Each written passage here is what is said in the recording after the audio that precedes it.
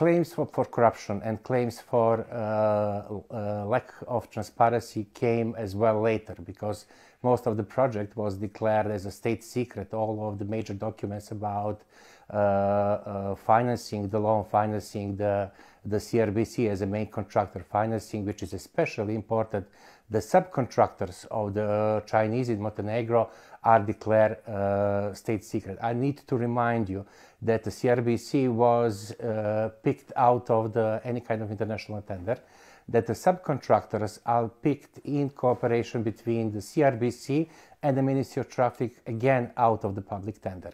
The original contract with CRBC was saying that at least 30% of the overall works should go to the local subcontractors.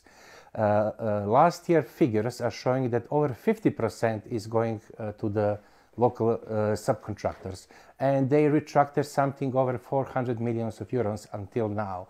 And one must say that it's good for local economy, it's good for distribution of wealth, but when you see the list of subcontractors, you can see that just a couple of companies which are allegedly connected to the previous government of Montenegro, to the current president of the country. And when you add the extreme lack of transparency to this deal, you can, or one can, actually suspect that there was a corruption. All the benefits that CRBC received, like no VAT or no taxes on labor or no customs on imported goods, was also applied to the subcontractors with absolutely no control. And another thing which is quite troublesome, and it will be very hard after 5 years to prove anything, is that CRBC got free concessions on the stone and everything which was excavated to be reused in the highway. Basically, there was no government oversight on how much material was used and reused on the highway. There was a huge opportunity for corruption. There was a huge opportunity for abusing the benefits under the contract, especially when we are talking about the subcontractors. Subcontractors are the companies which are well known in Montenegro. They have other projects in Montenegro. They have other international projects in Montenegro, and there is basically no control whether some dredger or truck is, I don't know, in the morning used on the highway, but on the afternoon is used on some private project without VAT,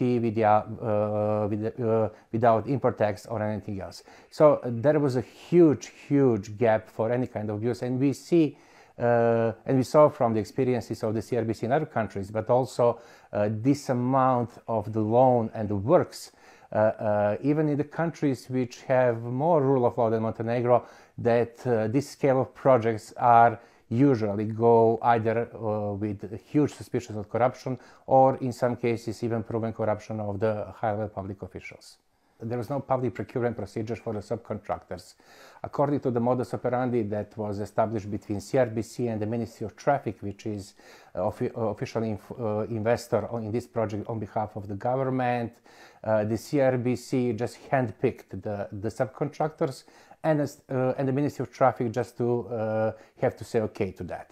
And we didn't have a single example when the Ministry of Traffic said, no, this subcontractor is not okay. And of course, the information about who is chosen were public, but we didn't know what kind of deals are actually between CRBC and the largest construction companies in the country, how bills are actually calculated. I haven't seen no reasoning to continue doing business with some entities that you are suspecting of at least not being transparent, not to say corrupted. And that's something that we're advocating with the government and in the public, that we need an immediate investigation, not only on the level of the ministries and to open up the books and open up the procedures, open up this overall secrecy that was following the project, but on the side of the prosecution as well, which is the weak side of all of this, because after the elections we didn't change the prosecution, so we are still looking into the reforms when it comes to the judiciary and the prosecution, and we have seen in the previous period that there is no political will to deal with possible cases of corruption on the highway, which is completely coming from someone from civil society. We are talking about the biggest project in the country. We have witnessed similar modus operandi in other countries involving the Chinese investment. We have seen the subcontractors that are participating in this project are, I would not say shady, but I would say not over low obedient. And there was no incentive on the side of the prosecutor office to do any kind of ex officio investigation without anyone telling him to do so. So I'm not optimistic if you're asking me whether something will happen in the future period. We will need more political will in order to move forward with the investigation.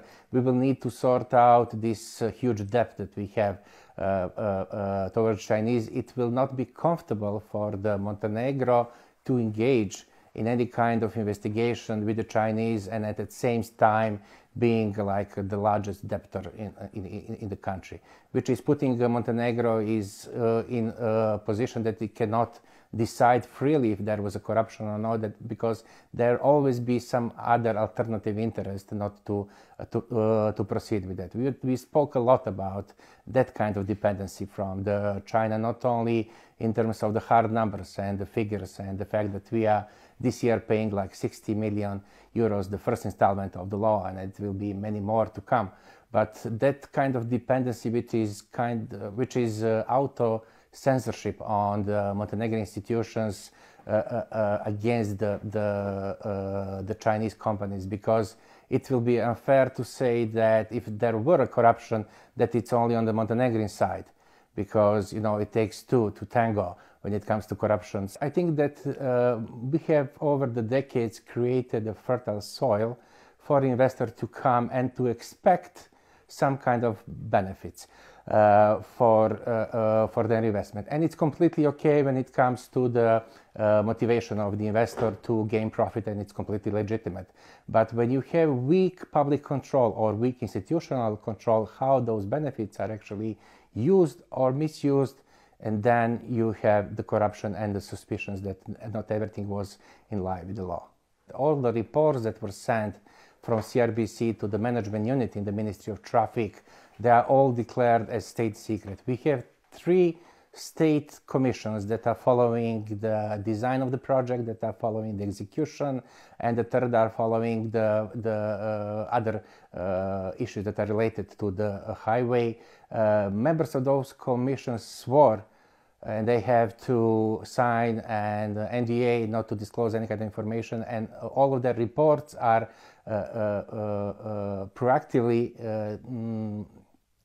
declared as state secret. So all of that information, what was happening after the contract was signed, how the payments are made, and how much, I don't know, money was given to the subcontractors, some of that is public, but in details, whether there was any kind of control, how that money was spent, what are the quality of works, that's all secret. We have a couple of leaks from these commissions and from the management unit over the inspection control of the quality of works, and we see on a couple of occasions there are huge problems with I don't know, the quality of concrete or the execution of works or some paperwork or some basic procedures. And I would not like for us to forget about the Tara River and the devastation that was happening in the 4th subsection of this part of the highway, which actually proved that for years the government was not controlling how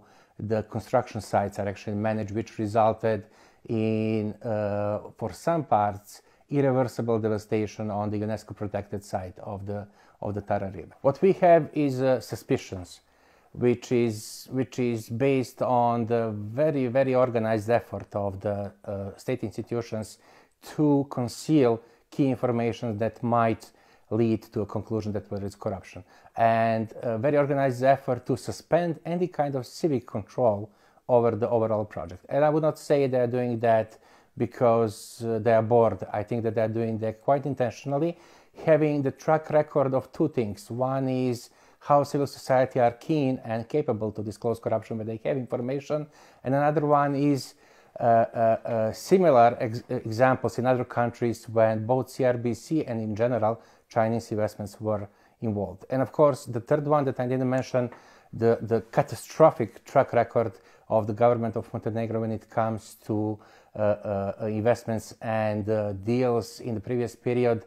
Of course, we didn't have one of this size, which is only multiplying our suspicions. I know it's a long answer, because we didn't mention that.